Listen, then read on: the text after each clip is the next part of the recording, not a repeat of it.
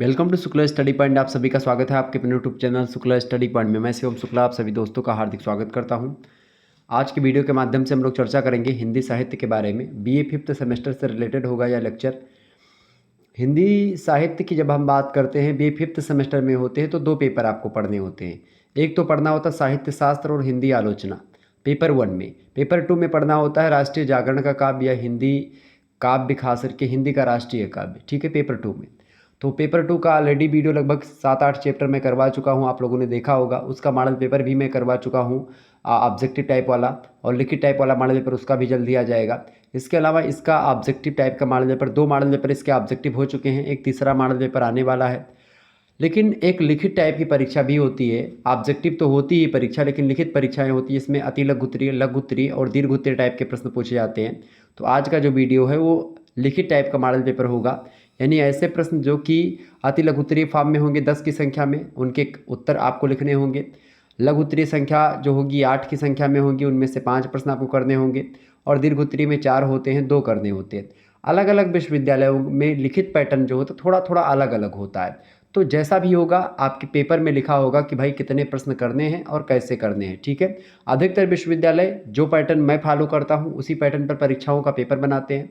लेकिन कुछ विश्वविद्यालय ऐसे हैं जो कि थोड़ा सा संशोधन करते हैं और कुछ चीज़ों को एक प्रकार, जैसे किसी किसी विश्वविद्यालय में जो है लघु उत्तरीय और दीर्घ उत्तरीय प्रश्न ही आते हैं, किसी किसी में अति लघु उत्तरीय दीर्घ उत्तरीय तीनों आते हैं, किसी किसी में 3 ही मतलब कि केवल दीर्घ उत्तरीय प्रश्न आते हैं, 6-7 की संख्या में होते हैं, उनमें से 4 या 5 प्रश्न करने होते हैं। तो अलग अलग विश्वविद्यालयों के अलग अलग नियम हैं, पेपर में आपको लिखा हुआ मिलता है। हालांकि कुल मिलाकर के 3 टाइप के ही प्रश्न लिखित टाइप की परीक्षा में पूछे जाते हैं, सब्जेक्टिव परीक्षा में पूछे जाते हैं या डिस्क्रिप्टिव परीक्षा में पूछे जाते हैं। एक अति लघु उत्तरीय, जिनकी एक प्रकार से जो शब्द सीमा होती है उत्तर की वो होती है 50 शब्द, 2 नंबर का पेपर 2 नंबर का क्वेश्चन होता है। और जो लघु उत्तरीय प्रश्न होता है उसकी अगर बात की जाए तो वो 200 शब्दों में आपको लिखना होता है, और या 150 शब्दों में। किसी किसी विश्वविद्यालय में 150 शब्दों में, जिसमें परीक्षा 2 घंटे की होगी, यानी राम मनोहर लोहिया में मतलब कि 150 पेज में बोलेगा लिखने के लिए, और अदर विश्वविद्यालय में 200 पेज। बाकी दीर्घ उत्तरीय प्रश्नों के लिए 500 शब्द सीमा है, या 450 शब्द राम मनोहर लोहिया में, बाकी अन्य विश्वविद्यालय में 500 शब्द। इसी प्रकार से आपको बता दूं कि जो नंबरिंग होती है वो लघु उत्तरीय जो प्रश्न होते हैं उनकी कभी कभी 8 नंबर के भी होते हैं, कभी कभी 10 नंबर के होते हैं। हालांकि तो पेपर में लिखा होता है कितने नंबर का कौन सा प्रश्न है। ठीक है, और कैसे क्या करना होता है, सारे इन्फॉर्मेशन, कैसे पेपर हल करना होता है, टाइमिंग कैसे मैनेज करनी होती है, यानी कि टाइम मैनेजमेंट कैसे करना होता है, इसको लेकर के ऑलरेडी मैंने बोर्ड पर एक वीडियो बनाया था। उसमें मैंने समझाया था कि भाई पेपर देते समय किस प्रकार से कौन से प्रश्नों को पहले करें, कितने उत्तर कितने पेज में लिखें, मतलब कौन से उत्तर कितने पेज में लिखें, सारा इन्फॉर्मेशन मैं दे चुका हूँ। तो आइए अब हम चर्चा करते हैं बीए तृतीय वर्ष पंचम सेमेस्टर हिंदी के प्रथम प्रश्न पत्र के बारे में। हिंदी के प्रथम प्रश्न पत्र की अगर बात की जाए, हिंदी मतलब में आपको तो साहित्य शास्त्र और हिंदी आलोचना के बारे में पढ़ना है। आपको बता दूं ये सिलेबस थोड़ा सा बनाने वालों ने थोड़ा सोचा नहीं है, सिलेबस थोड़ा जटिल बना दिया है। जटिल का मतलब ये नहीं कि कठिन बहुत ज़्यादा है, ब्रॉड सिलेबस है, बहुत विस्तृत सिलेबस है, बहुत ज़्यादा सिलेबस है। आपको बता दूं मैं बीएचयू का छात्र रहा हूं, और बीएचयू का सिलेबस अगर आप उठा करके देखेंगे, हिंदी एमए में, ये तो बीए का सिलेबस मैं आपको पढ़ा रहा हूं, बीए तृतीय वर्ष के पंचम सेमेस्टर के पेपर 1 में जितना आप पढ़ रहे हैं उतना लगभग 3 पेपर में एमए के बीएचयू के सिलेबस में शामिल है। जैसे साहित्य शास्त्र में आपको यहाँ पर 2 चीज़ पढ़नी पड़ेगी, एक तो भारतीय काव्य शास्त्र और एक पाश्चात्य काव्य शास्त्र। 2 काव्य शास्त्र यहाँ पर आपको पढ़ना पड़ेगा। भारतीय काव्य शास्त्र का एक पेपर होता है बीएचयू में एमए का, दूसरा होता है इंडियन काव्य शास्त्र, यानी कि भारतीय काव्य शास्त्र और एक पाश्चात्य काव्य शास्त्र। 2 पेपर तो यही हो गए। तीसरा पेपर होता है हिंदी आलोचना का, ठीक है, या हिंदी समीक्षा का। तो 3 पेपर आपके जो है होते हैं एमए में। 3 पेपर एक प्रकार से आप सोचो, एमए के 3 पेपर के बराबर बीए का 1 पेपर यहाँ पर दिया गया है। आप सोचो कितना सिलेबस बड़ा बनाया गया है। ठीक है, तो ये थोड़ा सा इसमें जो सिलेबस बनाया है जिन्होंने, या जिन विश्वविद्यालय के प्रोफेसर्स के द्वारा बनाया गया, तो थोड़ी सी उन लोगों को सोचना चाहिए कि बच्चों को इतना ज़्यादा सिलेबस पढ़ा देना एक ही बार में, वो थोड़ा सा कहीं ना कहीं पे दिक्कत होती है। हो सकता है इधर उधर करके थोड़ा सा आप पढ़ा देते तो ज़्यादा बेटर रहता, या 3 पेपर कर देते तो उसमें भी क्या होता, थोड़ा सा बच्चों को कोई दिक्कत ना होती या परेशानी ना होती, या फिर इसको जो है और किसी सेमेस्टर में आप पढ़ा देते। ठीक है, लेकिन क्या किया गया है, तो इसी में एकदम से समाहित कर दिया गया है। तो बहुत ही ब्रॉड सिलेबस है, बहुत ही बड़ा सिलेबस है आपका, ठीक है। चलिए हम चर्चा करते हैं, हालांकि चाहे जितना बड़ा होगा हम लोगों को तो पढ़ना है, आपको पढ़ना है, हमको पढ़ाना है, हम चर्चा करेंगे। देखिए खंड आ की बात किया तो यहाँ से 50 शब्दों में प्रश्नों को उत्तर आपको लिखना होता है। 10 क्वेश्चन आपसे पूछे जाएंगे, 10 के 10 प्रश्न के उत्तर आपको करने होते हैं, यानी सभी प्रश्न के उत्तर, ये बात ध्यान रखेंगे। चलिए अब हम जानने का प्रयास करते हैं कौन कौन से प्रश्न आएंगे और कैसे उसका उत्तर लिखना है। देखिए पहला प्रश्न आपसे बन सकता है, काव्य सौंदर्य के तत्व बताइए। काव्य सौंदर्य के कितने तत्व होते हैं, इंपॉर्टेंट प्रश्न है। काव्य सौंदर्य की अगर बात की जाए तो जो काव्य के एक प्रकार से जो है गरिमा को बढ़ाते हैं, या काव्य को एक प्रकार से और अच्छा दिखाते हैं पाठकों के समक्ष, उसी को काव्य सौंदर्य बोलते हैं। काव्य सौंदर्य के तत्व की बात की जा रही तो काव्य सौंदर्य के मुख्य रूप से 4 तत्व होते हैं। कितने तत्व होते हैं भैया काव्य सौंदर्य के? 4 तत्व होते हैं। कौन कौन से होते हैं?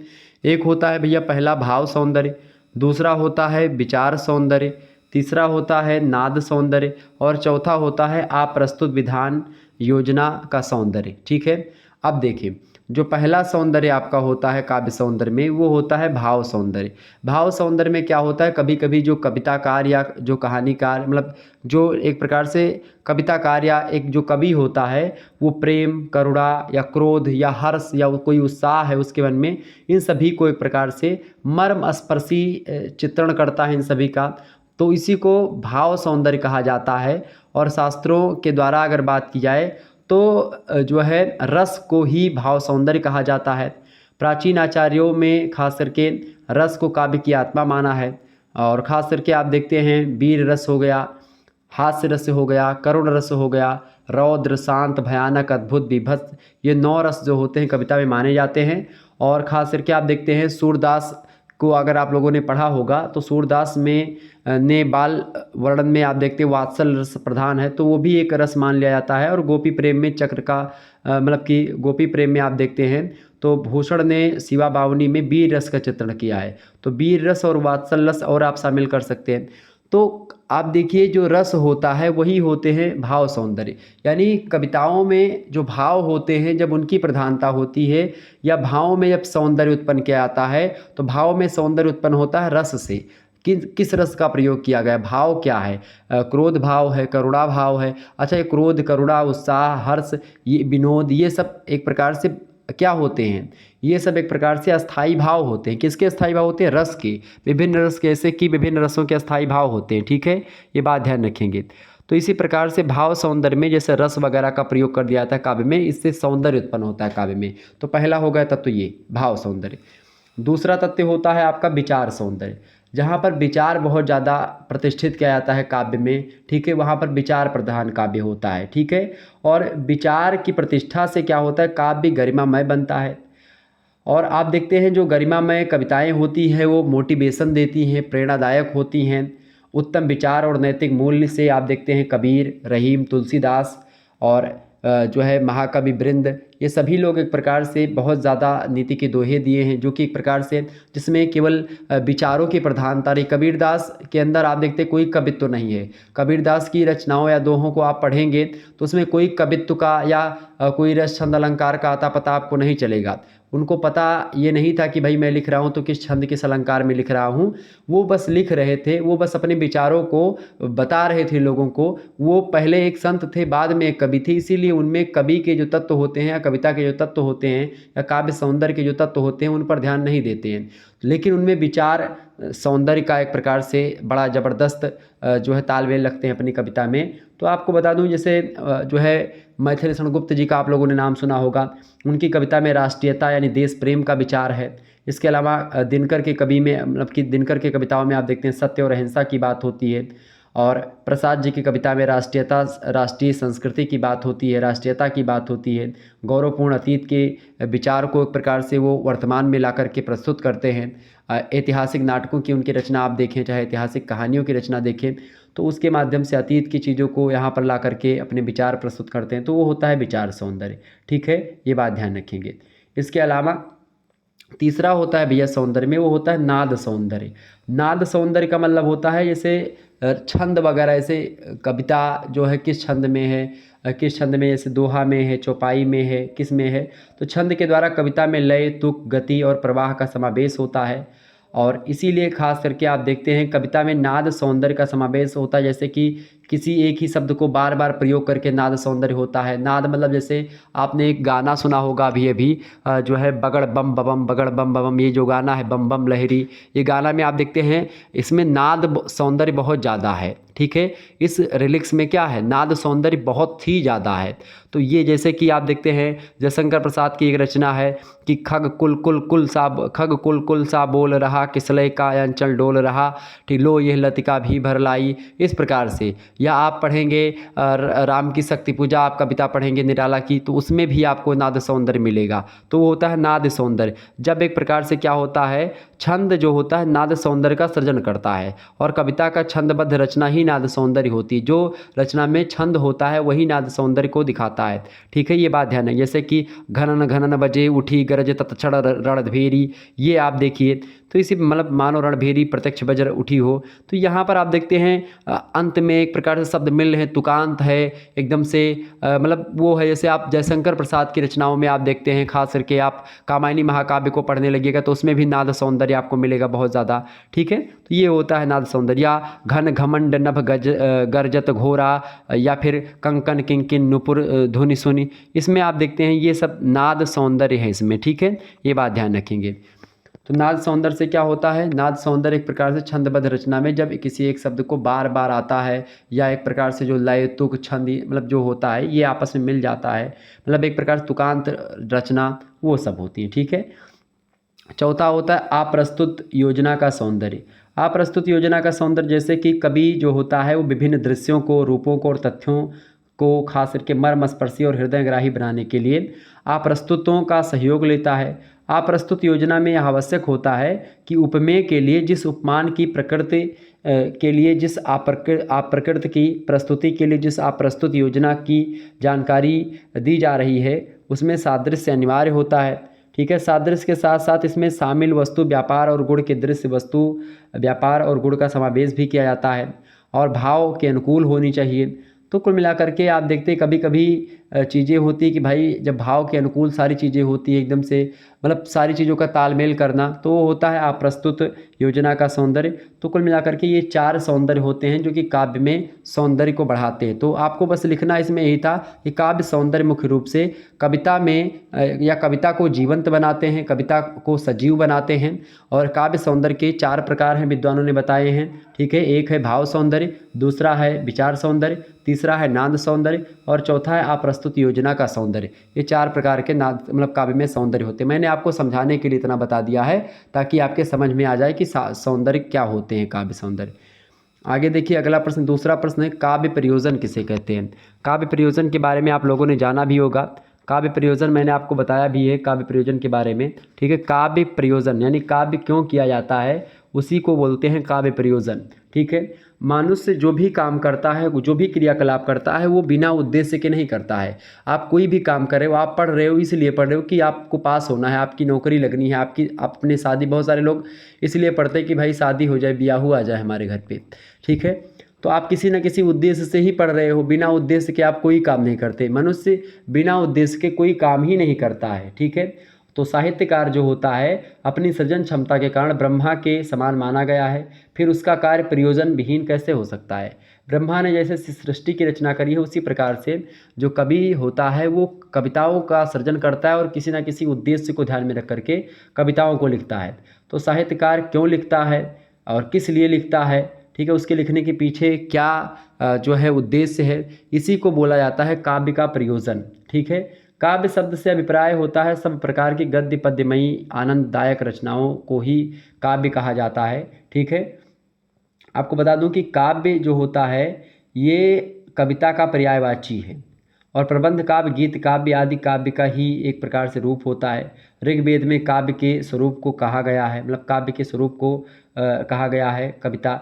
ठीक है, इसी प्रकार से आप देखते हैं अगर प्रयोजन की बात की जाए, काव्य प्रयोजन का मतलब कि किन उद्देश्यों से आप काव्य कर रहे हैं। ठीक है, तो मुख्य रूप से भरत मुनि जो है वो नाट्य के बारे में ही बताते हैं, नाटक के उद्देश्यों को ही काव्य प्रयोजन बताते हैं। ठीक है, मतलब कि वो कहते हैं कि भरत मुनि की लोक हित या लोक मंगल को ही महत्व दिया जाता है काव्य में, जिससे लोगों का हित हो, लोगों का मंगल हो, वही काव्य होता है। ठीक है, और खास करके आचार्य भामा कहते हैं, अलंकारवादी हैं विचारक भामा। भामा कहते हैं कि धर्म अर्थ काम मोक्षेषु वैचछल्यम कलासु चा करोति प्रीतिम क्रीति चा साधु काव्यम निबंधनम। मैंने इसको बताया भी है, बोर्ड पर पढ़ा है, काव्य प्रयोजन। तो धर्म अर्थ काम और मोक्ष की प्राप्ति को ही काव्य प्रयोजन कहते हैं। ठीक है, धर्म अर्थ काम और मोक्ष ये 4 पुरुषार्थ होते जीवन के, इसी की प्राप्ति ही एक प्रकार से क्या होता है, काव्य का प्रयोजन होता है। कलाओं में विलक्षणता, कीर्ति और प्रीति भी काव्य का प्रयोजन है, जिससे कवि रचना करके अपने यश को संसार में अमर करना चाहता है, कभी फेमस होना चाहता है, इसीलिए कविता करता है। आचार्य वामन कहते हैं कीर्ति और प्रीति यानी आनंद जो होता है, उन्होंने कर्ता की दृष्टि से ही विचार किया है और काव्य प्रयोजन के 2 रूप माने हैं, एक कीर्ति और एक प्रीति। ठीक है, वामन ने कहा कि कीर्ति और प्रीति जो होते हैं काव्य का प्रयोजन होते हैं। ठीक है, आनंदवर्धन कहते हैं, आनंदवर्धन ध्वनि संप्रदाय के प्रवर्तक हैं, वो कहते हैं कि मतलब मनोरंजन को ही एक प्रकार से काव्य का प्रयोजन कहते हैं कि मनोरंजन के लिए काव्य लिखा जाता है। पंडित राज जगन्नाथ कहते हैं कि आनंद के लिए और आनंद के लिए खास करके या गुरु और राजा या देवता को प्रसन्न करने के लिए काव्य लिखा जाता है, ये पंडित राज जगन्नाथ कहते हैं। ठीक है, मम्मट कहते हैं कि जो है काव्य जो होता है वो क्या क्या क्या करता है, काव्य क्या करता है भैया, यश धन व्यवहार कुशलता अनिष्ट निवारण आनंद और कांता सम्मत उपदेश, इसको एक प्रकार से ध्यान में रख करके लिखा जाता है। और खास करके आचार्य मम्मट का यह विचार बिल्कुल तर्क संगत होता है। तो ये सब होते हैं काव्य के प्रयोजन, ये बात ध्यान रखेंगे। ओके, आगे बढ़ते ही बस इतना आपको लिख देना है, काव्य हो जाएगा। आगे देखिएगा, अगला क्वेश्चन है काव्य हेतुओं की संख्या कितनी बताई गई है, फटाफट से आप बताएंगे। काव्य हेतुओं की संख्या कितनी बताई गई भाई, फटाफट से आप बताएंगे। काव्य हेतुओं की संख्या कितनी बताई गई विद्वानों के द्वारा, तो काव्य हेतुओं की संख्या मुख्य रूप से अगर बताए, बहुत सारे विद्वानों की चर्चा वर्चा करने के बाद में जितना ज़्यादा विद्वानों ने बहुत ज़्यादा चर्चा किया, चाहे भारतीय विद्वानों की बात की जाए, चाहे जो है संस्कृत के या जो है हिंदी के, या फिर बात की जाए पाश्चात्य जगत के विद्वानों ने, सभी लोगों ने मिल करके या भारतीय काव्य शास्त्र की दृष्टि से अगर देखें तो मुख्य रूप से 3 प्रकार के काव्य हेतु होते हैं। कौन कौन से, एक होती है प्रतिभा, यानी काव्य लोग कैसे कर पाते हैं। ठीक है, दूसरा होता है व्युत्पत्ति और तीसरा होता है अभ्यास। ये 3 काव्य हेतु होते हैं। ठीक है, काव्य हेतु जो होते हैं वो कहीं ना कहीं पे काव्य को करने के लिए आपको प्रेरित करते हैं, मोटिवेट करते हैं कि आप काव्य को लिखो। ठीक है, तो आपके अंदर अगर प्रतिभा होगी तो आप काव्य लिख पाओगे। आपके अंदर व्युत्पत्ति का मतलब होता है सीधा सीधा कि जो है आपके अंदर मतलब ऐसा होता है कि कुछ ऐसे विद्वान हों, आप पढ़े लिखे हों, ठीक है, बहुज्ञता हो, आपके अंदर विवेक हो, ज्ञान हो, प्रगाढ़ पंडित हों। ठीक है, तो वो काव्य एक प्रकार से मतलब आप कर पाएंगे जब आप बहुत ज्ञानी होंगे। ठीक है, आचार्य भामा कहते हैं कि व्युत्पत्ति का अर्थ छंद व्याकरण कला और लोक मतलब कि लोक की स्थिति के बारे में, पदार्थों के ज्ञान के बारे में अगर आप जानते हैं तो आप लिख सकते हैं, या आप काव्य शास्त्र के नियमों को जानते हैं तो आप काव्य की रचना कर सकते हैं। ठीक है, क्योंकि काव्य वही व्यक्ति कर सकता है जो ज्ञानी होगा, जो अच्छा होगा, जो एक प्रकार से बहुत जानकार व्यक्ति होगा, विवेकवान व्यक्ति होगा, वही काव्य का सृजन कर सकता है। प्रतिभा का मतलब होता है कि प्रतिभा वैसे सर्वोपरि है, सभी विद्वानों ने एक होकर के प्रतिभा को काव्य हेतु बात बनाया है। और काव्य का अनिवार्य और सर्वोत्कृष्ट जो तत्व होता है वो काव्य में या काव्य हेतु में सबसे इम्पोर्टेंट होता है काव्य प्रतिभा। अगर प्रतिभा आपके अंदर नहीं काव्य करने की तो आप नहीं कर पाएंगे। Poets are born not made. Sanskrit काव्य शास्त्र में भामा से लेकर के पंडित राज जगन्नाथ तक आप देखते हैं सभी आचार्य ने प्रतिभा का विवेचन किया है और भामा ने काव्य की रचना में प्रतिभा का महत्व निर्धारित किया है। ठीक है, रुद्रट काव्य रचना के लिए शक्ति, प्रतिभा और अभ्यास तीनों को आवश्यक मानते हैं। इसी प्रकार से आचार्य दंडी प्रतिभा की अनिवार्यता को स्वीकार नहीं करते हैं। ठीक है, आचार्य वामन स्वीकार करते हैं।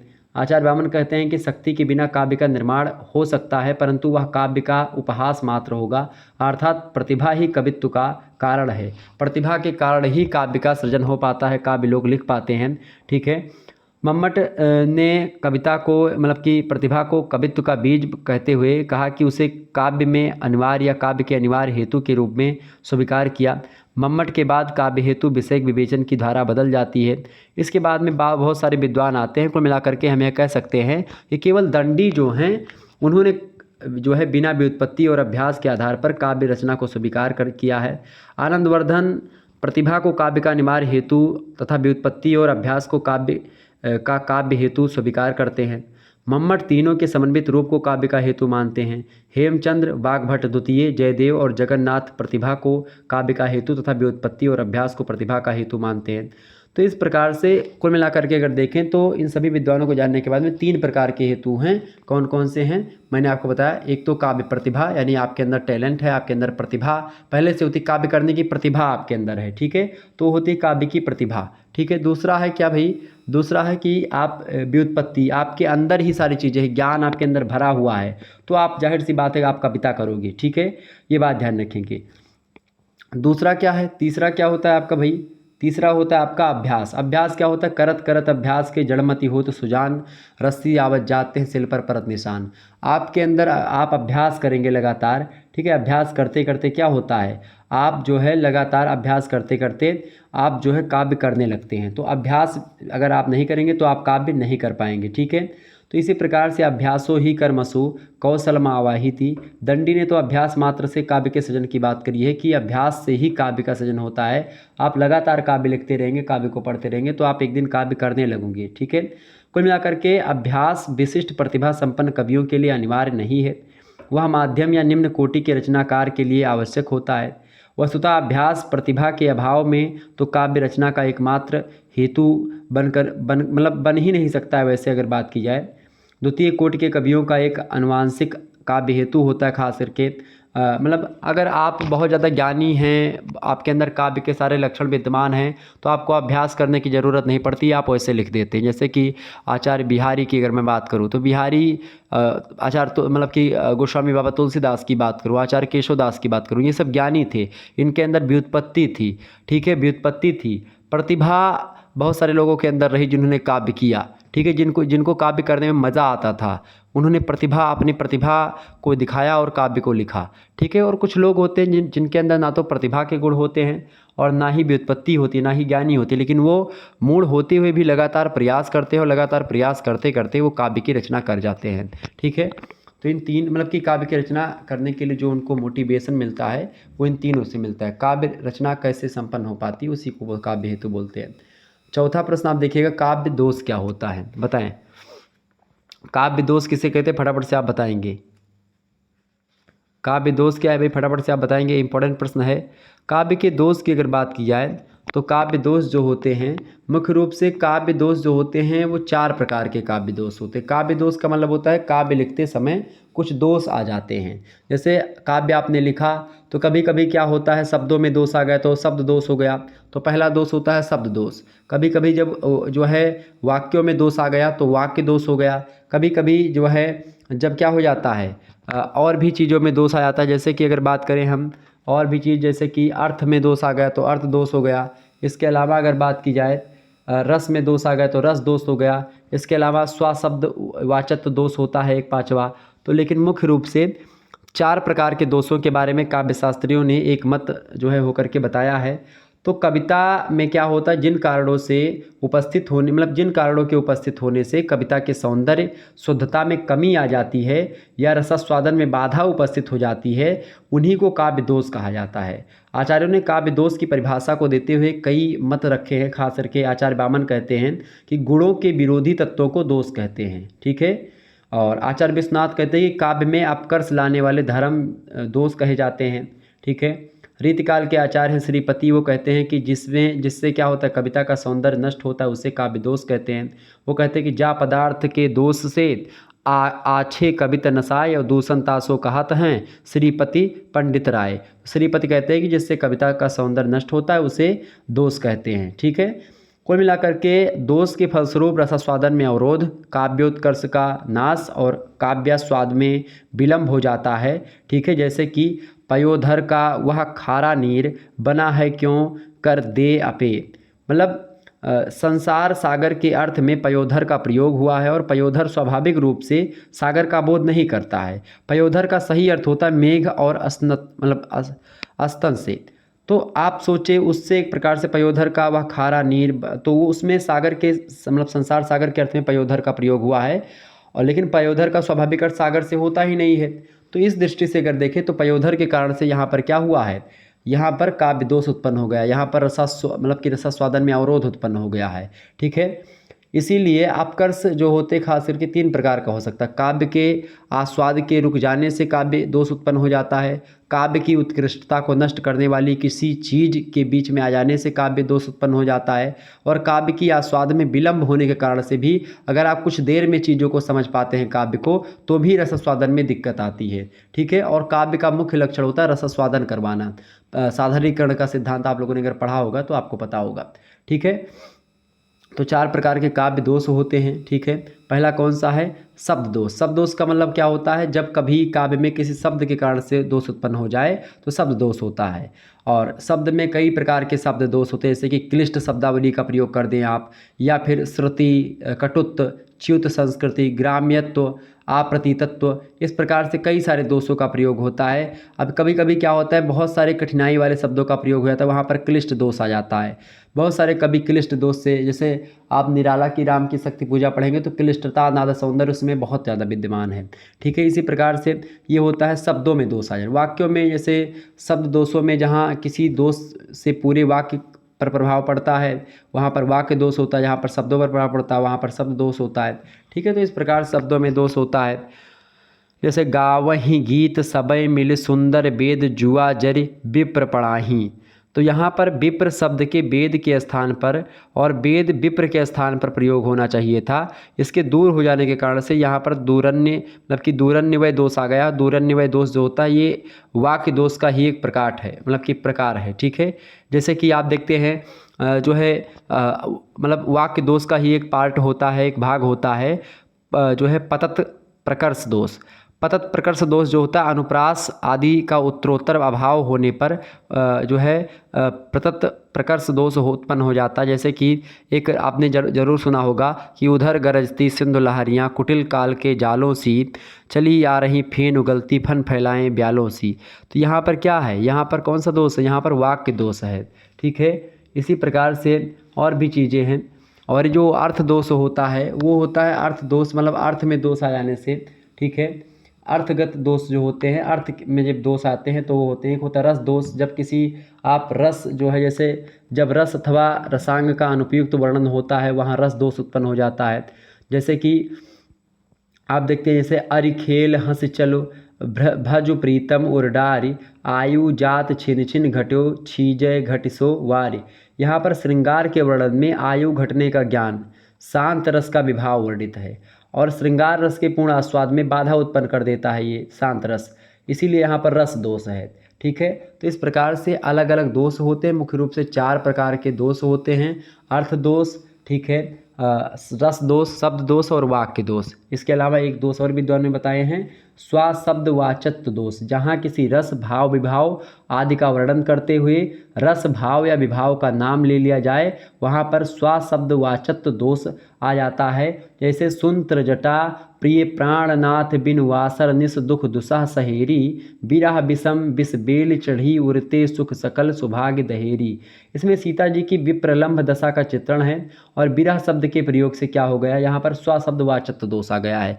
जहाँ पर जो रस हो और उसी रस का नाम दे दिया जाए, जहाँ पर जो अलंकार हो उस अलंकार का नाम भी उसी पद्य में मेंशन कर दिया जाए। ठीक है। तो उस प्रकार का दोष जो होता है वो होता है स्वशब्द वाचत्व दोष, जहाँ पर शब्द जो है वो खुद ही बता देता है कि भाई यहाँ पर बिरह है, यहाँ पर बिरह रस है। भावों को समझ करके नहीं पता चल रहा है, देख करके लग रहा है कि भाई बिरह शब्द उसमें लिखा हुआ है, इसीलिए यहाँ पर कौन सा दोष हो जाए, बिरह दोष हो जाएगा। मतलब कि बिरह वाला, मतलब बिरह लिखा है, जो कि बिरह श्रृंगार, मतलब बिरह एक रस होता है। बिरह में क्या होता है, वियोग श्रृंगार होता है, तो वियोग श्रृंगार तुरंत ही आपको दिख रहा है। ऐसी दृष्टि में ये यहाँ पर इसमें एक दोष उत्पन्न हो जा रहा है। आगे देखिएगा, अगला प्रश्न 5वां नंबर प्रश्न है, शब्द शक्तियों से आप क्या समझते हैं? फटाफट से आप बताएंगे। शब्द शक्तियों से आप क्या समझते हैं भैया? शब्द शक्तियों की अगर बात की तो शब्द शक्ति कितने प्रकार की होती है? शब्द शक्ति की अगर बात करें तो शब्द से ध्वनित होने वाले अर्थ की प्रकाशिका शब्द वृत्ति का नाम है।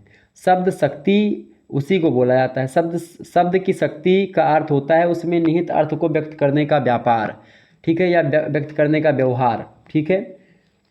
वो होता है क्या, शब्द शक्ति। शब्द और अर्थ का संबंध अटूट होता है। जिस प्रकार जल के बिना लहर की और लहर के बिना जल की कल्पना नहीं की जा सकती है, उसी प्रकार से शब्द विहीन अर्थ और अर्थ विहीन शब्द का अस्तित्व नहीं होता है। इसीलिए खास करके 3 प्रकार की शब्द शक्तियों के बारे में बताया गया है। जिस मतलब शब्द शक्ति का मतलब होता है शब्दों के माध्यम से जो है शब्द शक्ति उत्पन्न होती है। शक्ति का मतलब होता है जो शब्दों के वहाँ पर किसी शब्द के कहने से कई प्रकार के बोध होते हैं। शब्द शक्तियाँ 3 होती हैं। कौन कौन सी होती हैं? पहला होती है अभिधा, दूसरी होती है लक्षणा और तीसरी होती है व्यंजना। बात की जाए अभिधा की तो अभिधा शब्द शक्ति वह शब्द शक्ति है जिसके द्वारा क्या होता है श्रोता या पाठक को शब्द का लोक प्रसिद्ध अर्थ तुरंत जान पाता है। वो जैसे आप कुछ पद लिखा हुआ है, कोई पद्य, उसको पढ़ने से तुरंत पता चल जाए कि क्या लिखा हुआ है और उसका अर्थ भी उसको पता चल जाए, तो वो होता है आपका अभिधा शब्द शक्ति। ठीक है, यानी अभिधा से उत्पन्न अर्थ को प्रकट करने वाले शब्द जो है उसको वाचक कहते हैं। और ख़ास करके उसको समझ भी जाते हैं पाठक लोग जो होते हैं, बहुत जल्दी समझ जाते हैं, कोई कठिनाई का सामना नहीं करना पड़ता है। वो होते हैं एक प्रकार से अभिधा शब्द शक्ति। दूसरी शब्द शक्ति होती है लक्षणा शब्द शक्ति। लक्षणा शब्द शक्ति की अगर बात करें तो जब शब्दों के वाच्यार्थ से वाक्य का अर्थ भली भांति स्पष्ट नहीं होता है और उसे स्पष्ट करने के लिए जिस शब्द शक्ति उपयोग किया जाता है उसे ही लक्षणा कहते हैं। मतलब कि जब किसी शब्द का मुख्य अर्थ तो ना मतलब कि मुख्य अर्थ ना लिया जाए किंतु मुख्य अर्थ से संबंधित कोई और अर्थ लिया जाए तब उसे लक्षणा शब्द शक्ति कहते हैं। मतलब कि अगर कोई बात कोई कह रहा है या कोई चीज़ लिखा हुआ है तो उसका अर्थ वो ना निकले जो आप जानते हो सकता है उसका दूसरा भी अर्थ निकल जाए। ठीक है, तो वहाँ पर लक्षणा शब्द शक्ति होती है। आचार्य मम्मट कहते हैं किसी शब्द अथवा वाक्यांश के मुख्य अर्थ से वाच्य के समग्र अर्थ को बाधा मतलब को समझने में बाधा उत्पन्न होती है तो वो होती है लक्षणा शब्द शक्ति। मतलब जैसे कभी कभी क्या होता है कि कोई रूढ़ी आ गई, कोई परंपरा का शब्द आ गया, ठीक है, तो इसमें एक प्रकार से क्या होता है कि उस चीज़ों को आप समझ नहीं पाते हैं तो उसका संदर्भ अलग चला जाता है।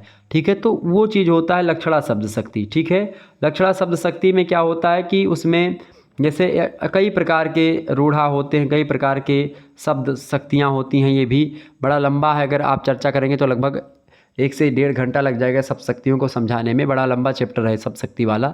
तो तीसरी शब्द शक्ति आपकी होती है कौन सी भाई? व्यंजना शब्द शक्ति। व्यंजना शब्द शक्ति क्या होती है?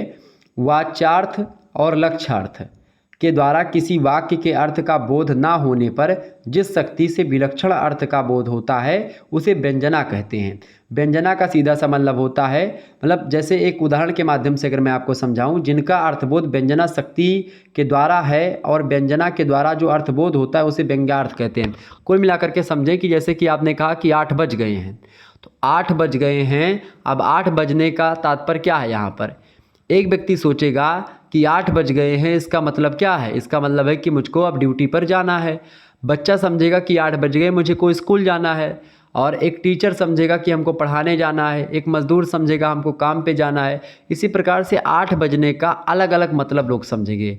कुछ लोग 8 बजने का मतलब नाश्ता समझेंगे कि हमको नाश्ता करने जाना, तो 8 बज गए ये अलग अलग स्थानों पर आप कहेंगे तो उसका अलग अलग अर्थ निकल जाएगा। ठीक है, तो यहाँ पर आपकी व्यंजना शब्द शक्ति होती है। व्यंजना के भी कई प्रकार होते हैं, शाब्दी व्यंजना, आर्थी व्यंजना, और भी इसके भी कई प्रकार होते हैं। ठीक है, चर्चा करेंगे किसी दिन इस पर अगर टाइम मिला तो। ठीक है, बाकी आप लोगों को मैंने बता दिया 3 प्रकार की शब्द शक्तियाँ होती हैं। आगे देखिएगा, छठा प्रश्न आपकी स्क्रीन पर आ चुका है। रस के अवयव कौन से हैं? फटाफट से आप बताएंगे। रस के अवयव, अवयव का मतलब होता है प्रकार या रूप। ठीक है, तो रस के कौन कौन से रूप होते हैं भैया? रस के अवयव या रस की परिभाषा आपसे पूछी जा सकती है एग्जाम में। तो रस क्या होता है? अच्छा, रस सम्राट कहे जाते हैं। और रस के सबसे पहली बात करते हैं आचार्य भरत मुनि। नाट्यशास्त्र एक रचना है उनकी भरत मुनि की, तो रस संप्रदाय से रिलेटेड हैं आचार्य भरत मुनि। ठीक है, ये बात ध्यान रखेंगे। भरत मुनि कहते हैं रस के संदर्भ में कि विभाव अनुभाव व्यभिचारी संयोगाद रस निष्पत्ति। कहते हैं कि विभाव अनुभाव और व्यभिचारी भावों के संयोग से रस की निष्पत्ति होती है। रस को समझने के लिए हमें भरत के द्वारा निरूपित उसके अवयवों से परिचित होना पड़ेगा। और रस के अवयव में 4 अवयव मुख्य रूप से होते हैं। ठीक है, पहला है अस्थाई भाव, दूसरा है विभाव, तीसरा है अनुभाव और चौथा होता है व्यभिचारी भाव या संचारी भाव। व्यभिचारी भाव या संचारी भाव जो होता है, ये 4 मतलब कि व्यभिचारी भाव या संचारी भाव बात एक ही है। अस्थाई भाव, विभाव, अनुभाव और संचारी भाव या व्यभिचारी भाव, ये 4 प्रकार के रस के अवयव होते हैं और ये चारों एक प्रकार से आपस में जुड़े हुए होते हैं। इन्हीं चारों के संयोग से, इन्हीं चारों के मिलने से रस की निष्पत्ति होती किसी भी कविता में, किसी भी काव्य में, किसी भी नाटक में या कहीं पर भी। ठीक है। अस्थाई भाव क्या होता है? अस्थाई भाव जो होता है वो प्रत्येक व्यक्ति के मन में, प्रत्येक व्यक्ति के अंतःस्थल में, हृदय में विद्यमान रहता है पहले से। ठीक है। इससे क्या होता है, जब आप जो है कोई भी प्रदर्शन, चाहे वाचिक, चाहे आंगिक या सात्विक प्रदर्शन के द्वारा जो नाटक के अर्थ को विभक्ति करते हैं, वे भाव होते हैं। ठीक है। मतलब अस्थाई भाव में जैसे रति है, हास है, क्रोध है, उत्साह, भय, जुगुप्सा, विस्मय, शुभ और वात्सल्य, सब अस्थाई भाव के रस हैं। मतलब आपको बता दूं, अस्थाई भाव जो होते हैं आपके जहन में छिपे रहते हैं और ये समय आने पर बाहर निकलते हैं। जैसे कि आपको क्रोध कभी कभी आता है, आपके अंदर क्रोध होता है, आपके अंदर हंसी भी होती है, लेकिन जब कोई आपसे मजाक करता है तो आपको हंसी लगती है, कोई आपको गाली देता है तो आपको गुस्सा आती है। तो ये सब क्या होते हैं? तो ये सब हो गया आपका अस्थाई भाव। ठीक है। विभाव क्या होता है? विभाव जो होता है अस्थाई भाव के कारण उत्पन्न होते हैं। मतलब कि ऐसा कहें कि विभाव जो होते हैं हमारे सुप्त भाव को उद्भुत करते हैं, हमारे अस्थाई भाव को बाहर निकालते हैं। ठीक है। ये बात ध्यान रखेंगे। मतलब कि लोक में रति आदि अस्थाई भाव का जो उद्बोधक है वही काव्य नाटक में विभाव कहे जाते हैं। विभाव के 2 भेद होते हैं, एक आलंबन और एक उद्दीपन। ठीक है। ये बात ध्यान रखेंगे। आलंबन वह होता है जिनके आधार पर भाव जागृत होते हैं, जैसे नायक, नायिका, ये सब उद्दीपन, मतलब ये सब हैं एक प्रकार से आलंबन। उद्दीपन वे हैं जो भावों को उत्तेजित करते हैं। तो विभाव जो होते हैं भावों को उत्तेजित करते हैं। ठीक है। आपने नायक और नायिका को देखा और उससे आपके मन में कुछ ना कुछ भाव उत्पन्न हुआ, तो वो विभाव जो होते हैं अस्थाई भाव को क्या करते हैं? जागृत करते हैं। अस्थाई भाव सुप्त अवस्था में आपके शरीर में बने रहते हैं, उनको जागृत कौन करता है? उसको जागृत करते हैं भाई विभाव आपकी। ठीक है। और तीसरा होता है आपका, तीसरा कौन सा होता है? तीसरा होता है अनुभाव। अनुभाव का शाब्दिक अर्थ होता है, क्या होता है? भाव, भाव, भाव मनु अनुभाव। मतलब कि जो रति आदि अस्थाई भावों के बाद उत्पन्न होते हैं उनको हम बोलते हैं अनुभाव। ठीक है। अनुभाव का सीधा सा मतलब होता है आश्रय की बाह्य चेष्टाएं अस्थाई भावों के उद्बुद्ध हो जाने के बाद उत्पन्न होती हैं और ये चेष्टाएं उद्बुद्ध अस्थाई भावों का अनुभव करती हैं, तभी इसे अनुभाव की संज्ञा दी जाती है। तो अनुभाव जो होता है एक प्रकार से भाव मनु अनुभावः, मतलब जो अस्थाई भावों के बाद उत्पन्न होते हैं। अस्थाई भाव के विभाव जो होता है, जैसे कि आपने अस्थाई भाव क्या, आपके अंदर क्रोध दबा हुआ है तो आपका क्रोध तो दिख नहीं रहा है। अब होगा क्या, आपको कोई गाली दे रहा है तो आपको क्या आएगा? क्रोध आएगा। तो गाली देना क्या हो गया? विभाव हो गया। अब गाली देने के बाद में आपका कैसा रूप सामने आता है वो हो गया आपका अनुभाव। अनुभाव क्या होता है कि आप रिएक्ट करते हैं किसी भी चीज़ पर, आप हंसते हैं। ठीक है। आपने शेर देखा, अब आपने शेर को देखा और आपके अंदर अस्थाई भाव बना हुआ था, तो शेर को देखा तो आपको डर लगा। ठीक है। अब डर लगा किसको देखने के बाद? शेर को देखने का। तो शेर क्या हो गया यहाँ पर? विभाव हो गया। तो विभाव के रूप में आपने शेर को देखा और फिर रिएक्ट किया। अब रिएक्ट करके आप डर गए, एकदम से कांप गए, आपके अंदर थरथरी मच गई, तो क्या हो गया? अनुभाव हो गया। ठीक है। अनुभाव मतलब उसके बाद का जो अस्थाई भाव जो होता है विभाव की प्रक्रिया के बाद में एक प्रकार से जो उत्पन्न होता है वो होता है अनुभाव। इसके बाद में चौथा होता है व्यभिचारी या संचारी भाव। संचारी शब्द का अर्थ होता है साथ साथ चलना या संचरणशील होना। संचारी भाव अस्थाई भाव के सहिकारी कारण होते हैं जो उन्हें रसावस्था तक ले जाते हैं।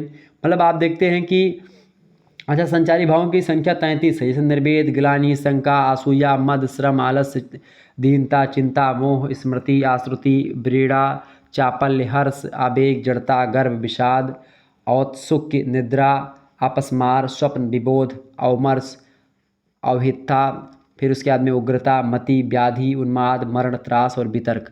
कहने का सीधा सा मतलब होता है कि जो आपके व्यभिचारी भाव होते हैं वो आपकी, जैसे आप ठट्ठा करके हंसते हैं, आप डरते हैं, आपका शरीर कँपने लगता है, आपको पसीना छूटने लगता है, यही सब होते हैं व्यभिचारी भाव। ठीक है। ये बात ध्यान रखेंगे। तो ये 4 प्रकार के रस के अवयव होते हैं, भाव, विभाव, अनुभाव और संचारी भाव। भाव मतलब अस्थाई भाव, अस्थाई भाव, विभाव, अनुभाव और संचारी भाव या व्यभिचारी भाव। 7वां क्वेश्चन आप देखिएगा। 7वां प्रश्न आपकी स्क्रीन पर आ चुका है। लोनजाइनस ने उदात्तता के कितने सिद्धांत बताए हैं? फटाफट से आप बताएंगे। लोनजाइनस ने उदात्तता के कितने सिद्धांत बताए भैया? तो लोनजाइनस ने उदात्तता के, मतलब कि उदात्त सिद्धांत जो है किसका है? लोनजाइनस का है उदात्त सिद्धांत या उदात्त सिद्धांत। लोनजाइनस की एक रचना है पेरीहुप्सुस। पेरीहुप्सुस में उदात्त की अवधारणा को परिभाषित करते हैं। उदात्त अभिव्यंजना का अनिर्वचनीय प्रकर्ष और वैशिष्ट है, और ख़ास करके इसका मतलब वही यह होता है कि जो बहुत ज़्यादा इम्पोर्टेंट चीज़ें हैं, या एक प्रकार से आपको बता दूं जैसे कि विचारों की ऊर्जा अस्मिता, या खूब ज़्यादा एक प्रकार से क्या होता है समुचित अलंकारों का प्रयोग किया जाए। मतलब कुल मिलाकर के अगर आप समझें तो उदात्त के जो 5 स्रोत होते हैं उसी को मतलब महान आत्मा, या मतलब बहुत बड़ी बड़ी चीज़ों की बात की जाए, उदात्त यानी काव्य को लिखने के लिए जो एक प्रकार से खास करके उदात्त की आवश्यकता होती है। अच्छे व्यक्तियों पर काव्य लिखे जाते हैं, अच्छी चीज़ों पर लिखी जाती हैं, बहुत फेमस प्रसिद्ध चीज़ों पर लिखी जाती है, तो वही होता है प्रसिद्धि वाले जो चीज़ होती है, ठीक है, वही होता है उदात्त। ठीक है, ध्यान रखेंगे। ओके। अच्छा, लोनजाइनस ने उदात्तता के कितने सिद्धांत बताए हैं? 5 सिद्धांत बताए। कौन कौन से हैं भाई 5 सिद्धांत? पहला है विचारों की ऊर्जा स्मिता, दूसरी है भाव आवेग की सघनता, तीसरी है समुचित अलंकार योजना, चौथी है साधु शब्द शब्द विन्यास सही होना चाहिए। ठीक है, इसके अलावा 5वां है गरिमामयी या गरिमापूर्ण रचना विधान। लोनजाइनस ने स्पष्टता सिद्धांत दिया है, और मतलब उदात्तता का सिद्धांत दिया है, और उदात्त के पहले 2 तत्व सहजात होते हैं और बाकी 3 कला के उपज होते हैं। मतलब आप देखते हैं कुछ आंतरिक होते हैं और कुछ बाहरी होते हैं, जैसे कि विचारों की ऊर्जा स्मृति और भाव आवेग जो होता है वो आंतरिक शक्ति है, और 3 समुचित अलंकार योजना, शब्द विन्यास और रस विन्यास, ये सब, और गरिमामयी रचना विधान, ये सब आप कला होती है। ठीक है, तो एक भाव और एक प्रकार से कला पक्ष, दोनों पक्षों की बात यहाँ पर उदात्त सिद्धांत के अंतर्गत की जाती है। ठीक है, ये मतलब किसी महान आत्मा के बारे में आपको, मतलब महान आत्मा पर ही चीज़ें लिखी जाती, काव्य लिखे जाते हैं। ठीक है, ये बात ध्यान रखेंगे। तो ये एक प्रकार से बताया किसने? लोनजाइनस ने उदात्तता के बारे में। अगला क्वेश्चन से लोनजाइनस पाश्चात्य विचारक है, ध्यान रखेंगे। अगला प्रश्न है कल्पना। कल्पना का सिद्धांत दिया था कॉलरिज महोदय ने। तो कॉलरिज ने कल्पना के कितने कार्य बताए हैं, ये बताएं, इंपॉर्टेंट प्रश्न है। तो कॉलरिज ने कितने कार्य बताए भैया? फटाफट से आप बताएंगे, बताइएगा सभी लोग। कॉलरिज ने कल्पना के कितने सिद्धांत बताए हैं या कितने कार्य बताए हैं कॉलरिज ने? तो कॉलरिज ने कल्पना के 6 कार्यों का उल्लेख उन्होंने किया है, ये बात ध्यान रखेंगे। ठीक है, कॉलरिज ने कल्पना कितने बारे बताया भैया? तो 6 कार्यों के बारे में बताया। वैसे तो पाश्चात्य आलोचना जगत में कवि की शक्ति विशेष, जिसने वह विधि विचारों और प्रत्ययों को संयोजित करके नए बिंबों का निर्मित करती है, खास करके उसी को फैंसी या इमेजिनेशन कहते हैं, और ये दोनों शब्दों में कल्पना का प्रयोग किया जाता है। कॉलरिज कहते हैं कि कल्पना एक ऐसी शक्ति होती है जो अनिवार्य रूप से भाव और विचार में, जो प्रायः विरोधी माने जाते हैं भाव और विचार, उसमें सामंजस्य स्थापित करती है कल्पना, क्योंकि आध्यात्मिक होने के नाते कल्पना आत्मा की मूलभूत एकता को सहसा ग्रहण कर लेती है, उसे अभिव्यक्त करने में समर्थ होती है। कॉलरिज जो हैं वो उत्कृष्ट गुणों की सिद्धि कल्पना शक्ति द्वारा मानते हैं। कॉलरिज ने एक स्थल पर यह भी लिखा कि एक बार वर्ड्सवर्थ की एकता सुनते हुए वह, मतलब वर्ड्सवर्थ की कविता सुनते हुए वह उससे अभिभूत हो गया, और उसके उत्कर्ष की मीमांसा करते हुए उसे ज्ञात हुआ कि उसकी शक्ति का कारण बुद्धि तत्व और राग तत्व भी मतलब की समन्वित शक्ति है। कुल मिलाकर के कॉलरिज जो हैं वो खास करके कल्पना के बारे में कहते हैं कि 6 कार्यों की व्याख्या की है कल्पना के बारे में। मतलब कॉलरिज 6 प्रकार के कार्यों की बताते हैं कि भाई कल्पना के 6 कार्य होते हैं कविता में। कौन कौन से? पहला कार्य होता है एक की विधान, दूसरा होता है सार ग्रहण, तीसरा होता है समाहरण, चौथा कार्य होता है संग्रहण, और 5वां कार्य क्या होता है भैया? 5वां कार्य क्या होता है? 5वां कार्य होता है संस्मरण, और 6ठा कार्य होता है संगठन। ठीक है, ये 6 कार्य होते हैं किसी भी कविता के। ठीक है, मतलब कल्पना में। क्लियर, ये बात ध्यान रखेंगे। ओके। अच्छा, इसके अलावा I.A. रिचर्ड्स महोदय, उनकी एक पुस्तक है प्रिंसिपल्स ऑफ लिटरेरी क्रिटिसिज्म, उसमें कल्पना के बारे में उन्होंने 6 कार्य बताए हैं। पहला कार्य उन्होंने बताया मतलब कि रिचर्ड्स महोदय ने, रिचर्ड्स भी पाश्चात्य विचारक हैं। पहला कार्य कल्पना का होता है, कल्पना का प्रधान कार्य मूर्ति निर्माण या हृदय बिंब का निर्माण करना होता है। दूसरी बात, कल्पना जो होती है यानी कि जो इमेजिनेशन होती है कविता में, इमेजिन करके कुछ चीज़ें लिखी जाती है कि भाई ऐसा हुआ होगा या ऐसा हो सकता है। ठीक है, तो ये सब सोच विचार करके जो कवि होता है कुछ ना कुछ सोच विचार करके ही चीज़ों को लिखता है। ये बात आप ध्यान रखेंगे। दूसरा कार्य बताया रिचर्ड्स ने कि अलंकृत भाषा का प्रयोग भी कल्पना का ही परिणाम है। तीसरी बात यह है कि कल्पना पाठक को काव्य का रस स्वाद करवाती है। चौथी बात यह है कि साहित्य में शब्द अलंकार आदि की योजना के रूप में कल्पना का एक अत्यंत स्थूल रूप भी प्रकट करता है। पांचवा बात यह है कल्पना जो होती है काव्य में शिल्पगत योजना जो प्रस्तुत होती है वो कल्पना का ही परिणाम है।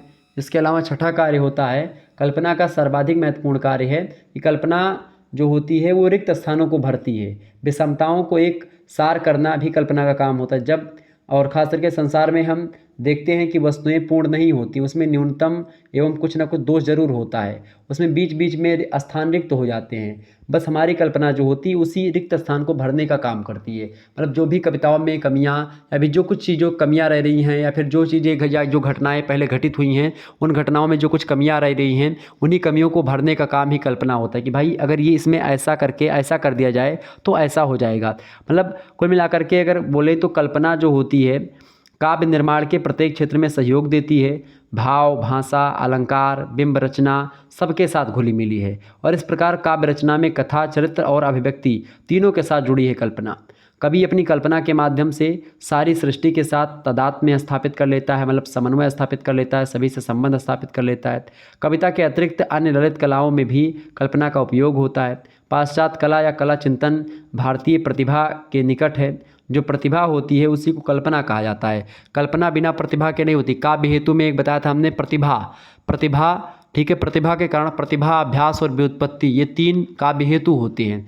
और इसी प्रकार से काव्य में कल्पना का स्थान जो है वो ही स्थान कविता में हेतुओं का है। ठीक, प्रतिभा और कल्पना एक ही जैसे होते हैं। क्लियर, ध्यान रखेंगे। तो ये होते हैं जो है कविता मतलब में कल्पना। ठीक है, ध्यान रखेंगे इस बात को। आगे बढ़ते हैं। अगला प्रश्न, 9वां प्रश्न आपकी स्क्रीन पर आ चुका है। आलोचक के गुण बताएं। किसी भी आलोचक के क्या गुण होते हैं फटाफट से उसको बताने का प्रयास करेंगे आप सभी लोग। बताइएगा भाई, आलोचक के गुण, आलोचक के गुण क्या क्या होते हैं फटाफट से आप बताएंगे। आलोचक के गुण की अगर बात की जाए तो खास करके किसी भी आलोचना के क्षेत्र में अगर बात करें तो आलोचक के कई सारे गुण होते हैं। जैसे पहला गुण आप लिख लीजिएगा आलोचक का, विस्तृत अध्ययन, इसके अलावा मनन और चिंतन करने वाला होना चाहिए एक आलोचक। यानी कि वो अध्ययन उसका विस्तृत हो, मनन करने वाला हो, चिंतन करने वाला हो, वो आलोचक हो जाएगा। दूसरा गुण होता है काव्य प्रतिभा भी उसके अंदर होनी चाहिए ज़बरदस्त। तीसरी बात ये है या तीसरा जो गुण है वो है सहृदयता और उदारता भी एक आलोचक के अंदर होनी चाहिए। इसके अलावा चौथी बात है वस्तुनिष्ठता, तटस्थता, निष्पक्षता और पूर्वाग्रह मुक्त होना चाहिए। पहले से अगर किसी व्यक्ति के बारे में, किसी वस्तु के बारे में जो जानकारी उसको पहले से मिली हुई है उस पर फोकस नहीं करना चाहिए। जब तक कि उसको वास्तविकता की जांच ना कर ली जाए तब तक जो है किसी व्यक्ति के कहने से उस व्यक्ति के बारे में ऐसा ना सोचे। पूर्वाग्रह का मतलब होता है जैसे बहुत सारे लोग होते हैं बिना उससे बात की किसी, जैसे आप क्लास में होते हैं तो अगर आप लड़के हैं या लड़की हैं तो आप सोचते हैं कि अगर उस लड़के से मैं बात करूंगा या करूंगी, ठीक है, उस लड़के से मैं बात करूंगी तो वो हो सकता है डांट दे भी। या लड़कियों से बात करने के लड़के बहुत ज़्यादा सोचते हैं गांव के कि अगर अभी लड़की से मैं बोल दूंगा तो डांटेंगी या बोलेंगी, ये बोलते हैं। गांव वगैरह में अगर आप किसी लड़की से बोल दो तो बड़ा बवाल हो जाता है। अच्छा, शहरों में क्या है, बोलना आम बात है कि भाई बोल देते लड़के लड़कियां आपस में बात करते, कोई कुछ उसको मतलब गलत वे में नहीं लेता है। लेकिन गांव वगैरह में क्या है, अगर आप बोल दोगे तो चार आदमी सोचेंगे अरे दोनों जन्मा गड़बड़ काम है, बेकार है, बहुत लड़का लफंगा निकलेगा, लोग ऐसा सोचने लगते हैं। ठीक है, तो ये एक प्रकार से क्या होता है, तो ये कैसे होता है, ये जो है एक प्रकार से खास करके ये होता है पूर्वाग्रह। मतलब पूर्वाग्रह पहले से आप बना लेंगे कि भाई ये फलाने लड़का जो है या ऐसा है, इससे बोलेंगे तो ऐसा बोलेगा, अभी गाली ना दे। या दूसरे लोगों ने बताया कि भाई फलाने वैसे हैं तो आपके दिमाग में बन गया कि भाई फलाना वैसा ही है। चाहे आपने फलाने से बात की कभी, चाहे नहीं करी, लेकिन पहले से आपके दिमाग में बन गया कि भाई फलाने या ए नाम का व्यक्ति ऐसा है। ठीक है, तो उससे एक आलोचक को हमेशा मुक्त होना चाहिए। अगर पूर्वाग्रह से मुक्त नहीं हुआ आलोचक तो फिर वो आलोचक किसी काम का नहीं है। ठीक है, अंतर्दृष्टि संपन्न होना चाहिए एक आलोचक। इसके अलावा जो है सहानुभूति होनी चाहिए आलोचक में, मनोवैज्ञानिक अध्ययन की क्षमता होनी चाहिए, अनुसंधानात्मक प्रवृत्ति होनी चाहिए, निर्णयात्मक क्षमता होनी चाहिए, भाषा अर्थात शब्द अर्थ और समर्थ पारखी भी होना चाहिए, वो अभिव्यक्ति क्षमता और प्रसन्नता होनी चाहिए, लोक जीवन और खास करके सामाजिक और सांस्कृतिक जीवन से जुड़ा हुआ व्यक्ति होना चाहिए, दार्शनिक प्रवृत्ति होनी चाहिए, निर्भीकता और साहसी होना चाहिए। ये सब होते हैं एक आलोचक के गुण, ये बात ध्यान रखेंगे। आगे बढ़ते हैं और भी चीज़ों को जानने का प्रयास करते हैं। चलिए, 10वां क्वेश्चन आपकी स्क्रीन पर आ चुका है। आचार्य रामचंद्र शुक्ल के अनुसार रस दशा की परिभाषा दीजिए। बताएं भाई, रस दशा की परिभाषा दीजिए आचार्य रामचंद्र शुक्ल के अनुसार। रामचंद्र शुक्ल जी की अगर बात की जाए, आचार्य रामचंद्र शुक्ल जी की, तो हिंदी साहित्य में उनका स्थान बहुत ही ज़बरदस्त रहा है। और आलोचना जगत में तो रामचंद्र शुक्ल जी की बात ही क्या, हिंदी आलोचना जगत में अगर आचार्य रामचंद्र शुक्ल जी की बात की जाए तो उनका आगमन युगांतकारी सिद्ध हुआ है। और जिस समय आचार्य शुक्ल जी ने आलोचना के क्षेत्र में पदार्पण किया है, उन्होंने आलोचना लिखनी प्रारंभ करी है, उस समय तक द्विवेदी युगीन समीक्षा ने आलोचना संबंधी कई शैलियाँ विकसित कर ली थी, पर उनमें प्रौढ़ चिंतन और प्रखर आलोचनात्मक प्रवृत्ति का अभाव यानी कमी थी। आचार्य शुक्ल जी की समीक्षा पद्धति में द्विवेदी युगीन मतलब महावीर प्रसाद द्विवेदी, आचार्य हजारी प्रसाद द्विवेदी आचार्य रामचंद्र शुक्ल के बाद के हैं। ठीक है, तो यहाँ पर जब मैं द्विवेदी जी की बात करूँ और पहले बात करूँ आचार्य रामचंद्र शुक्ल के, तो उनका नाम होगा महावीर प्रसाद द्विवेदी, क्योंकि महावीर प्रसाद द्विवेदी भी एक आलोचक ही हैं। ठीक है, और वो भाषा का परिष्करण उन्होंने करवाया, परिमार्जन किया, खड़ी बोली के मापदंडों को सिद्ध किया, सरस्वती पात्रिका का संपादन किया। तो आचार्य शुक्ल की समीक्षा पद्धति में द्विवेदी युगीन समीक्षा पद्धति के विकास के साथ ही अनेक नवीनताएं भी दिखनी है। आचार्य शुक्ल ने भारतीय और पाश्चात्य काव्यशास्त्र का अच्छी तरीके से अनुशीलन किया था। हिंदी समीक्षा को एक नई दिशा दी है शुक्ल जी ने। शुक्ल जी ने सैद्धांतिक आलोचना के साथ साथ प्रायोगिक आलोचना का समन्वय भी स्थापित किया और अपने प्रयोगात्मक आलोचना के माध्यम से ही सैद्धांतिक आलोचना के मानदंड स्थापित किए हैं। और इसलिए निगमनात्मक शैली का सूत्रपात जो है वो आचार्य रामचंद्र शुक्ल के द्वारा ही संभव हो पाया है, जिसका प्रभाव इनके समकालीन और प्रवर्ती आलोचकों पर पड़ा है। इनके द्वारा ही अगर इनको बिना पढ़े कोई आलोचक बन गया तो मेरे हिसाब से चाहे इनके इर्द गिर्द ही कोई भी आलोचना करता है तो आचार्य रामचंद्र शुक्ल के इर्द गिर्द ही घूमता है, चाहे इनका विरोध करता है चाहे इनका समर्थन करता है। और कुल मिलाकर के आप देखिएगा कि इन्होंने कई सारे बिंदुओं पर चर्चा करी है, काव्य और कलावाद पर चर्चा करी, काव्य प्रयोजन पर चर्चा करी, काव्य और कल्पना पर इन्होंने अपने विचार दिए हैं। आचार्य रामचंद्र शुक्ल कहते हैं कि काव्य विधायिनी कल्पना वही कही जा सकती है जो या तो किसी भाव के द्वारा प्रेरित हो अथवा भाव का परिवर्तन या संचार करती हो। काव्य के स्वरूप पर आचार्य रामचंद्र शुक्ल कहते हैं कि चूँकि आचार्य रामचंद्र शुक्ल जो है रसवादी आचार्य हैं, तो वे कहते हैं काव्य के स्वरूप को लेकर के, और खासकर काव्य का संबंध रस से जोड़ते हैं आचार्य शुक्ल, और कहते हैं कि उनकी दृष्टि में आचार्य रामचंद्र शुक्ल के मुक्तावस्था, जो हृदय की मुक्तावस्था है, वही रस दशा है। आचार्य रामचंद्र शुक्ल कहते हैं कि हृदय की इसी मुक्ति की साधना के लिए मनुष्य की वाणी जो शब्द विधान करती आई है उसे ही कविता कहते हैं। तो रस दशा की बात जो है आचार्य रामचंद्र शुक्ल जो करते हैं वो बड़ा इंपॉर्टेंट है। ठीक है, रस सिद्धांत की बात की है तो रसवाद को मनोवैज्ञानिक भूमि प्रतिष्ठित किया आचार्य रामचंद्र शुक्ल ने। सैद्धांतिक और व्यवहारिक व्याख्या प्रस्तुत करी रस सिद्धांत की आचार्य शुक्ल ने।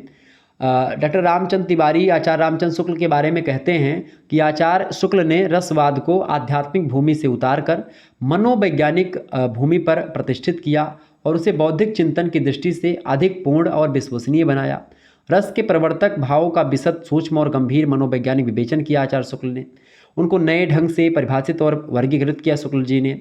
भारतीय और पाश्चात्य काव्यशास्त्र सिद्धांतों और काव्यशास्त्रों का अनुशीलन किया, उसका अध्ययन किया और रस को ही काव्य की आत्मा स्वीकार करके से समस्त मान्यताओं को या तो इसी के भीतर समाहित कर दिया या फिर अप्रासंगिक और अप्रमाणिक बता दिया। तो इस प्रकार से आचार्य शुक्ल जिसको चाहते थे, कुल मिलाकर के आप देखिए आचार्य शुक्ल जो है, आचार्य शुक्ल की दृष्टि में तुलसीदास और जायसी उनके दृष्टि से बहुत उच्च लेवल के कवि हैं, लेकिन वहीं पर सूरदास पर भी चर्चा करी है उन्होंने। सूरदास को भी एक कवि की कैटेगरी में रखा है और कवि में वात्सल सम्राट कहा है।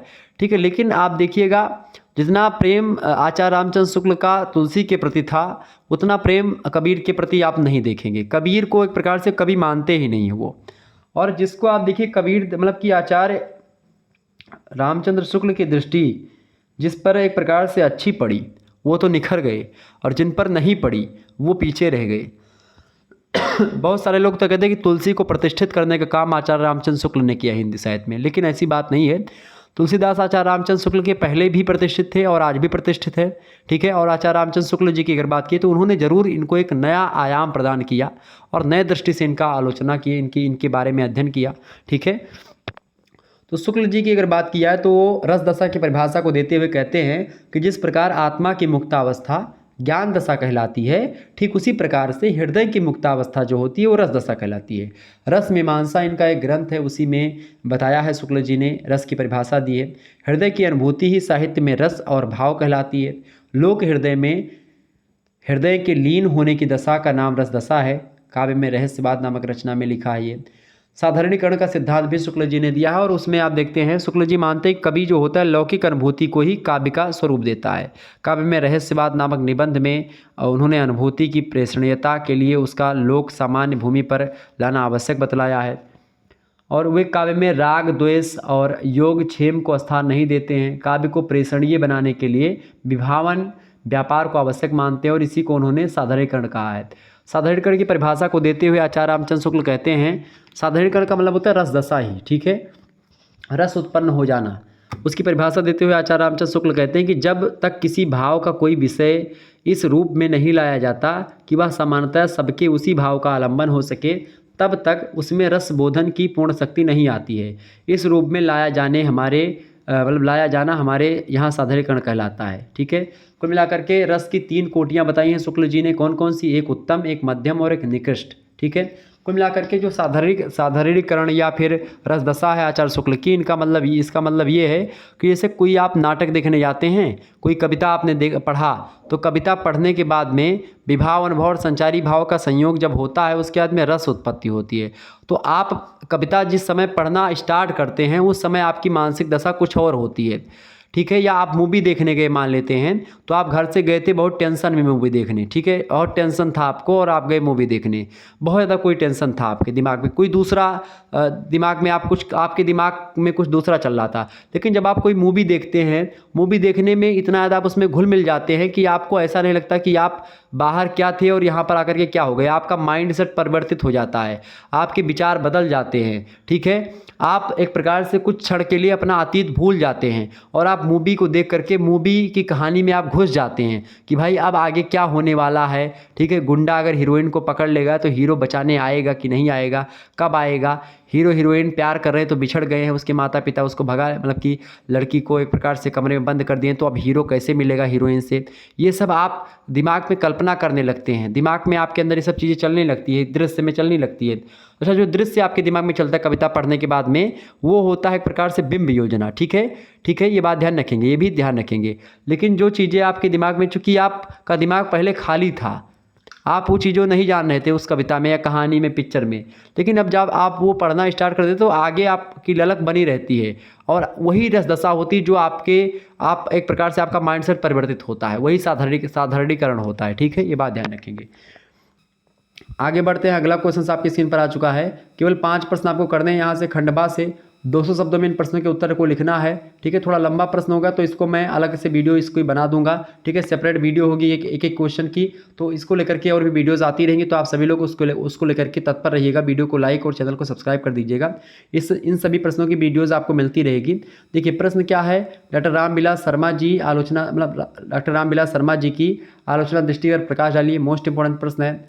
अगला प्रश्न आपसे बन सकता है, आचार्य हजारी प्रसाद द्विवेदी की समीक्षा दृष्टि पर का परिचय दीजिए। बहुत ही महत्वपूर्ण प्रश्न है, आपकी परीक्षा में ये प्रश्न आ सकता है, तो इस प्रश्न को आप ध्यान रखिएगा। तीसरा प्रश्न आपसे बन सकता है एग्जाम की दृष्टि से, प्रश्न है हिंदी आलोचना का उद्भव और विकास को समझाइए। बहुत ही महत्वपूर्ण प्रश्न है परीक्षा की दृष्टि से, याद कर लीजिएगा।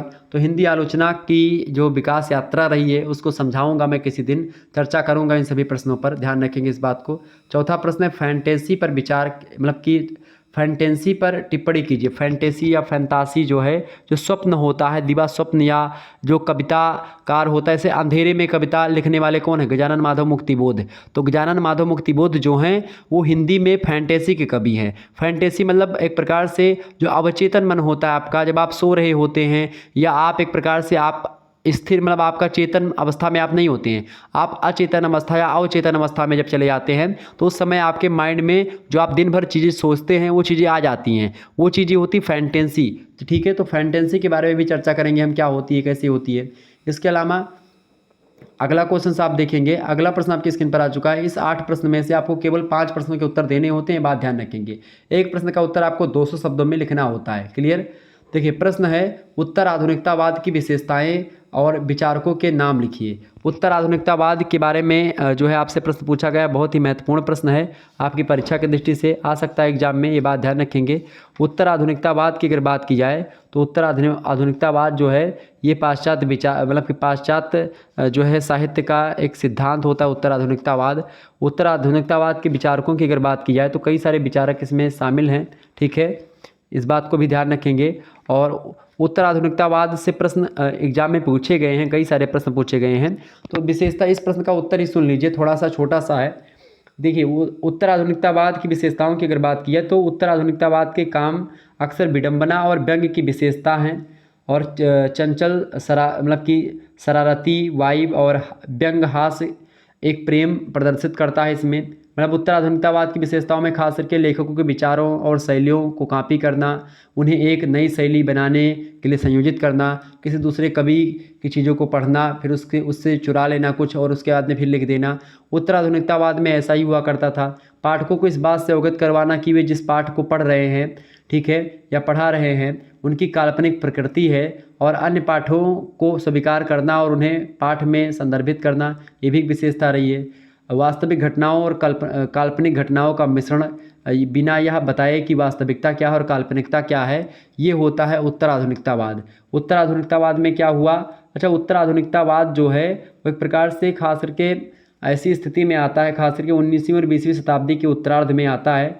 आधुनिकतावाद कविता और गद्य के प्रारंभिक स्वरूप में 19वीं शताब्दी के अंत और 20वीं शताब्दी के प्रारंभ में हुआ, और उत्तर आधुनिकतावाद एक आंदोलन था जो 20वीं शताब्दी के खिलाफ प्रतिक्रिया के रूप में आया, ठीक है, ये बात ध्यान रखेंगे। उत्तर आधुनिकतावाद की अगर बात करें तो इसमें कई सारे विद्वान हैं, जैसे कि आप देखते हैं इसमें जो है जीन रियाज का नाम आता है, जाचिम टोपेल का नाम आता है, पॉल सामिल का नाम आता है, आस्टर का नाम आता है, डॉन डेलिलो का नाम आता है, एना लीडा वो का नाम आता है, इसके अलावा जॉन बार्थ का नाम आता है, रिचर्ड कॉलेज का नाम आता है, जॉन हॉक्स का नाम आता है, इसके अलावा नाबाकोव का नाम आता है, ठीक है, व्लादिमीर नाबाकोव, ठीक है, उम्बर्टो इको का नाम आता है, ठीक है, इसके अलावा गिया नीचा ब्रांची का नाम आता है, कर्ट बोनगुट का नाम आता है, विलियम गैडिस का नाम आता है। ये सब उत्तर आधुनिकतावाद के विचारक हैं, ये सब पाश्चात्य विचारक हैं। अगला प्रश्न है, छठा नंबर प्रश्न है, अरस्तु के अनुकरण सिद्धांत को समझाइए। अरस्तु के अनुकरण सिद्धांत क्या है भाई? अरस्तु का अनुकरण सिद्धांत के बारे में हम चर्चा करेंगे, बहुत ही महत्वपूर्ण सिद्धांत है, परीक्षा में हमेशा आता है। अगला प्रश्न 7वां नंबर, औचित्य सिद्धांत से आप क्या समझते हैं? तो औचित्य सिद्धांत जो है क्षेमेंद्र का है, इसको भी चर्चा करेंगे हम। नेक्स्ट क्वेश्चन से, अलंकार की परिभाषा दीजिए भामह के अनुसार। तो भामह ने अलंकार की परिभाषा क्या दी? अलंकरोति इति अलंकारा भी कहा गया है।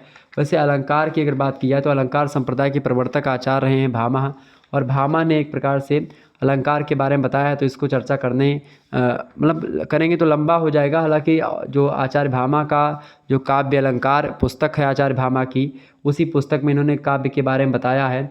आचार्य भामा कहते हैं कि ना कांतमपि विभूषण विभाति बनिता मुखम, यानी बिना अलंकारों को काव्य उसी प्रकार शोभित नहीं होता है, बिना अलंकारों का काव्य उसी प्रकार से शोभित नहीं होता है जिस प्रकार से किसी सुंदर स्त्री का मुख जो होता है बिना अलंकारों की शोभा नहीं पाता है। और 38 अलंकारों का वर्णन जो है आचार्य भामा ने अपनी पुस्तक काव्य अलंकार में किया है।